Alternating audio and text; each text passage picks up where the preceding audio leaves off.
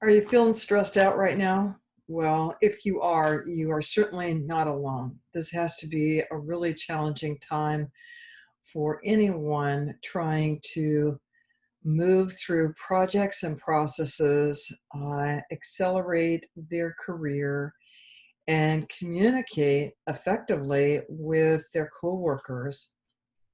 So let's talk about stress.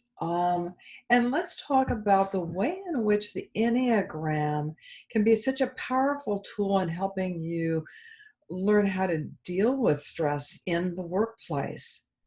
So think about, first of all, your Enneagram type. And we have gone through an assessment. If you haven't yet done that, I do have a video from Aperture Advisory that quickly moves you through the assessment in about 20 minutes.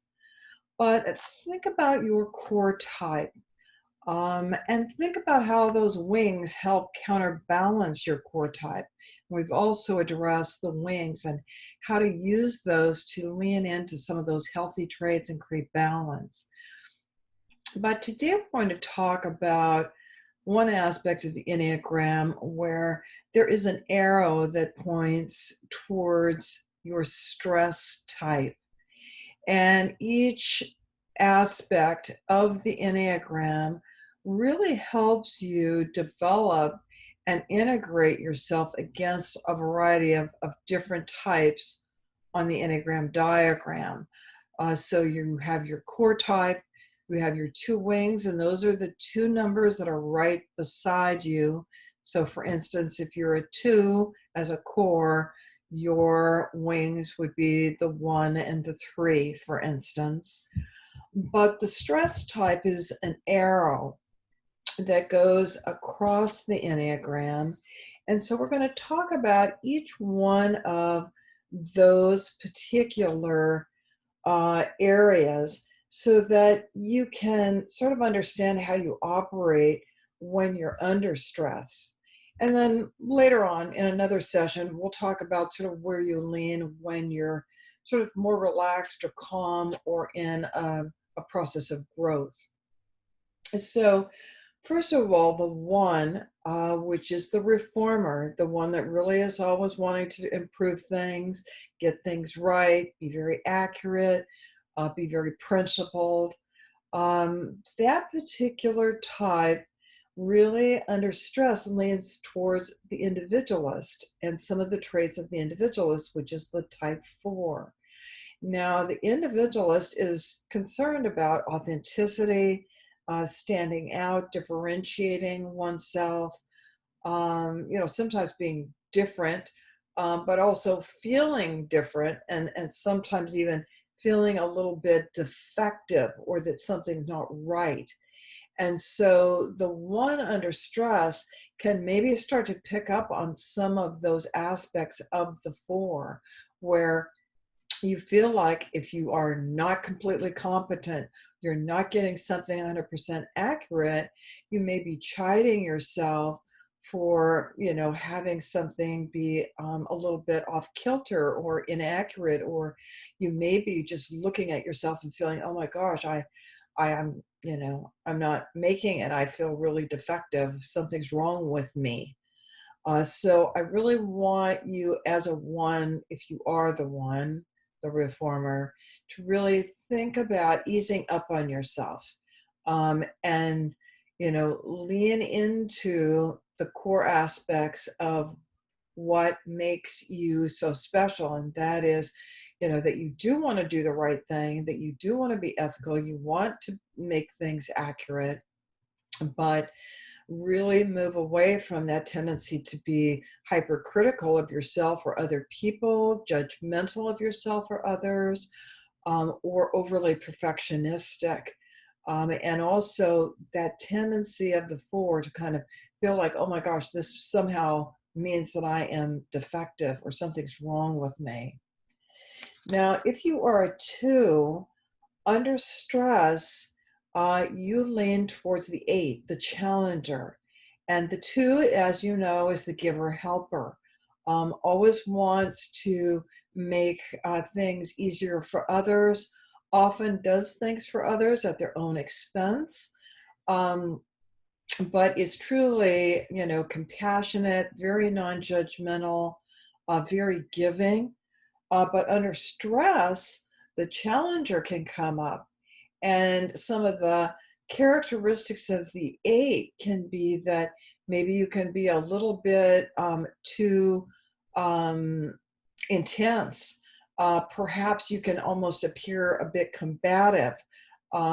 You want to take control of things. Maybe under stress, you try and control, or you try and maybe be intrusive towards the people that you are giving towards.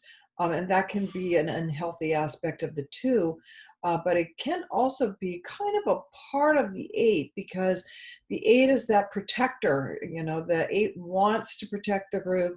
The eight wants everyone to, take charge. They don't necessarily want to admit to weaknesses or vulnerabilities. So it's very important as the two to make sure that you give yourself that allowance to feel vulnerable. To admit the fact that maybe you need some help, maybe you need some support, and to solicit that. And also to avoid trying to control others. Control yourself, not others. So think about the way in which you need to control your own actions, develop your own core competencies so that you feel more relaxed, and don't overextend in your effort to protect the team or to give to the team. So those would be kind of the key lessons for the two, the giver-helper type. Now, if you are a three, you are the achiever. And the achiever is the person that really wants to get things done, wants to move things into action, often, really wants to shine. But under stress, you can lean towards some of the unhealthy aspects of the peacemaker, where maybe you're trying to get things done, but you're trying very hard to, harmonize everything with the group. Maybe you're having trouble making some decisions, which can be a part of that peacemaker, because the peacemaker is so apt to try and be collaborative, build consensus, that they sometimes don't really want to voice their opinion, or they may just keep stirring the pot and end up in that world of indecision. So if you are a three, I want you to really lean into, allowing yourself that voice, allowing yourself to make strong decisions. Even if you don't have, a full collaborative or consensus-based, situation at hand. So be very aware of that. And you want to keep things moving. You want to keep, the team developing and growing. So it's very important that you don't get muddled down by, too much emphasis on harmonizing and collaboration and consensus, that you give yourself that chance for that independent voice.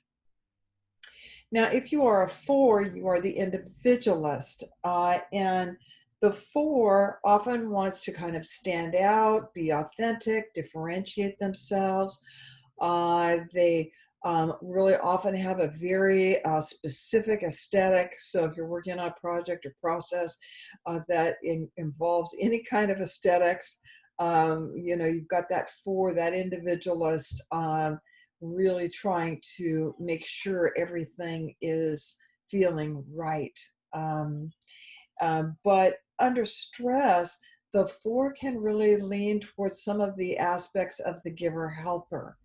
And so, for instance, perhaps the four will try and control the situation more, maybe become a little bit too intrusive with others, maybe take over, something from the team, rather than allowing the team to do it on their own. So it's very important to, as the four, just allow others to do their own thing. They may be a little more apt to follow the conventions or the rules or, conform, and you are trying to do something maybe sort of outside the box. But it's important to allow everybody to, do things their own way, not intrude, and not take over, and not try to overly, control. If you are the 5, you are the observer. You have those keen investigative skills, those research skills. You tend to lean a little bit more into the analytical side of your brain. But under stress, you lean towards the 7, the enthusiast. So that can be a healthy thing typically, but under stress, the unhealthy aspects of the 7 that might come up for you under stress would be that maybe you're so excited about something and getting it done that you may just get bored with it and lose track with it if you can't get everybody moving in that direction. Or you may find that you're too caught up in the macro picture and not zeroing down into the task and compartmentalizing it. And so that's causing stress for you. And sometimes the enthusiast has that really keen ability to look at the intersections of things and how they all tie together. But the enthusiast can get bored because they're on that ride for the great adventure. But under stress, they avoid painful situations. And so as a 5, be aware that if the team is experiencing some conflict or some angst or some stress, don't skid away from that. Try and ask questions, find out what is going on. And, it's okay to deal with the world of feelings and fears and anxieties that may crop up for people during a time like this. If you are a 6, you are the loyalist. And so as the loyalist, you tend to be a little more skeptical of situations. You can be either very risk-oriented or risk-averse. You are typically very loyal to the team. And at the same time, in your efforts to kind of make sure everybody's feeling safe and secure, you may have a tendency under stress to lean towards the achiever aspects of the 3. And so some of those things might be that you get so task-oriented and focused on doing that you forget the people in the team. You forget to lean towards collaboration and consensus and an understanding of what is going on, because you're very concerned about being protective and making sure everyone's feeling secure. But that achiever type is so focused on doing that sometimes they forget, to check in with people, find out what's happening, find out really what's wrong and what's at play. If you are the 7, the enthusiast, you are on the ride for the great adventure. You're looking at the bigger picture. You're trying to share your enthusiasm and passion with everyone. But at the same time, if you start to get stressed, you're going to lean towards the reformer, the 1. You're going to start to get a little judgmental, maybe critical, overly perfectionistic about things. You may even have, some ethical issues kicking in that feel unresolved. So step back, remember that, it's okay to check in with people, ask questions. The 7 tends to avoid pain and conflict. So it's very important that, you allow yourself to feel the pain, check in on the pain, And then, with that one kicking in under stress, that you don't become too judgmental or critical of others. If you're an 8, you are the challenger. You are the great protector. You are the magnanimous one trying to, take charge and really be a game changer, and really be protective of the team. But in so doing, under stress, you lean towards the observer, the investigator. And so you may pull back, you may be overly analytical about situations, which may cause you to ruminate about situations under stress. Um, and you may find that, the 5, it makes you feel detached from the group. The 5, can be a little bit observant, a little bit more reserved. So if you are the challenger, watch for your tendency to pull back, and become too analytical or too reserved, especially about vulnerabilities or feelings, because that's also kind of part of your core type, is to avoid vulnerability, not, evidence weakness. And you may be, in your core type, a little short with people that do discuss their feelings of vulnerability or weaknesses. And then if you are a 9, you are the peacemaker. And the peacemaker, we all need the peacemaker, because the peacemaker is kind of this amalgam of all the types, trying to build consensus, trying to create collaboration, trying to be empathic, to show compassion. But under stress, the 9 leans towards the loyalist, the 6. So the 9 can be a bit skeptical, be more reserved. The glass is half empty. The tendency to lean towards security and safety, when maybe you need to take a little bit more risk, perhaps. So all of, your tendencies as the peacemaker need to be questioned when you're under stress, because you're going to try and lean towards safety, and lean towards that aspect of the 6, where, you want to be loyal to everybody, but you want everybody to be safe. And so look at that risk-taking modality, that tendency to be risk-taking or risk-averse that comes up for the 6.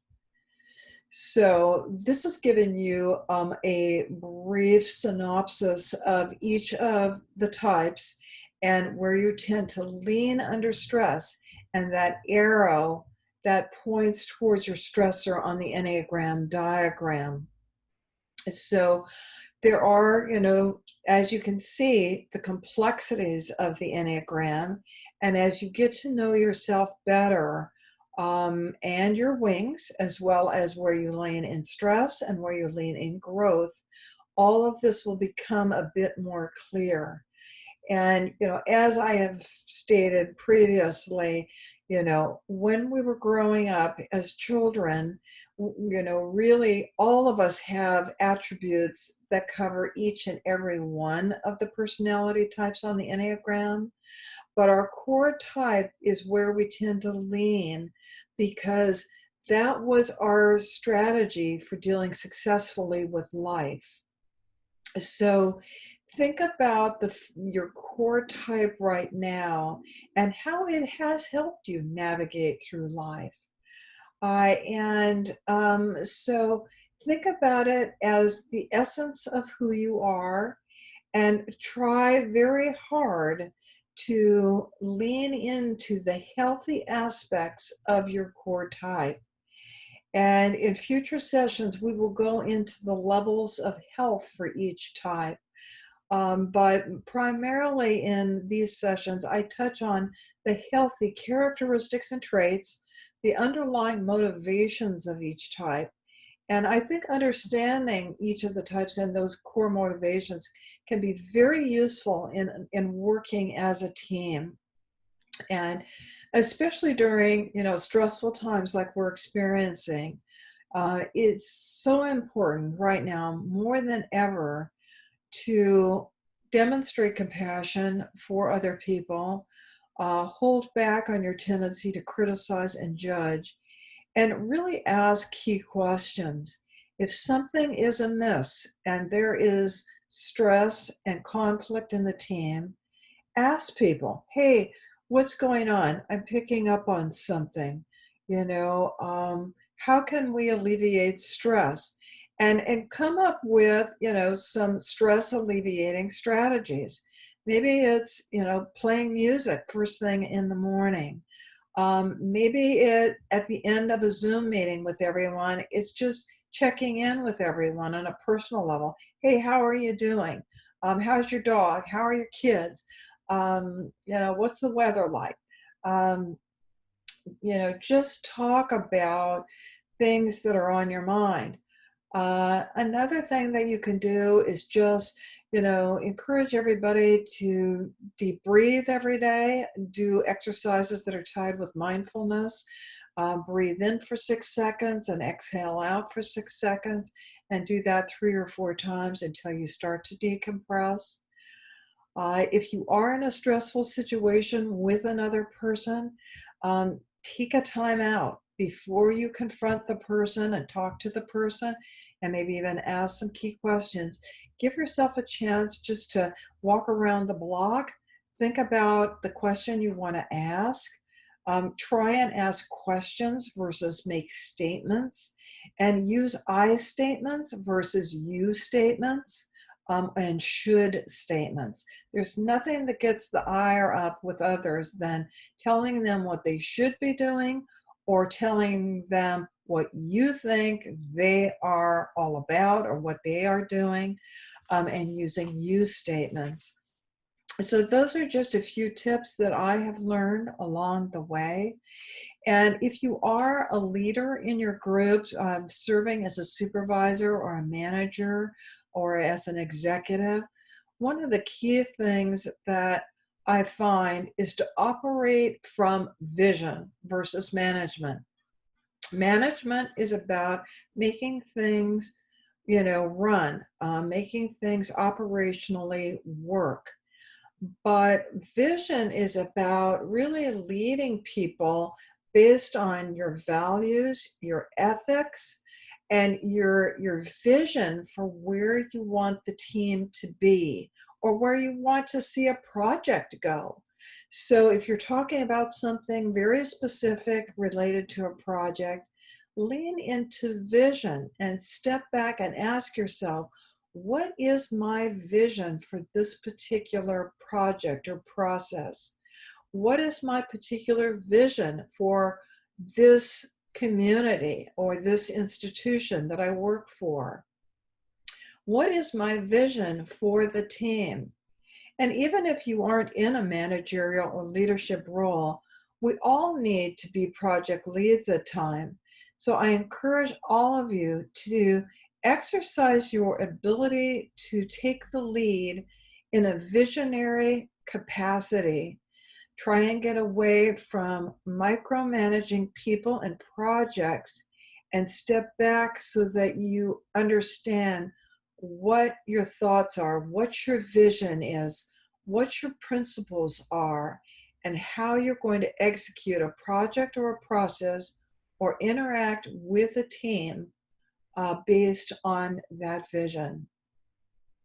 So always remember to open your aperture.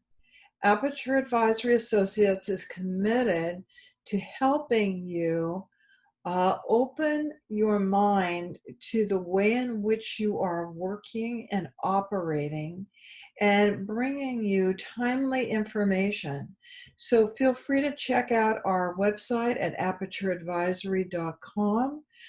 Please feel free to like and subscribe on our channel. And feel free on our website to check out our shop, where we do have the Enneagram assessment that you can take and download. And we do offer personal advisory sessions as well as workshops on the Enneagram and other topics related to the workplace. So thank you so much for joining us today. We really appreciate you spending some time with us.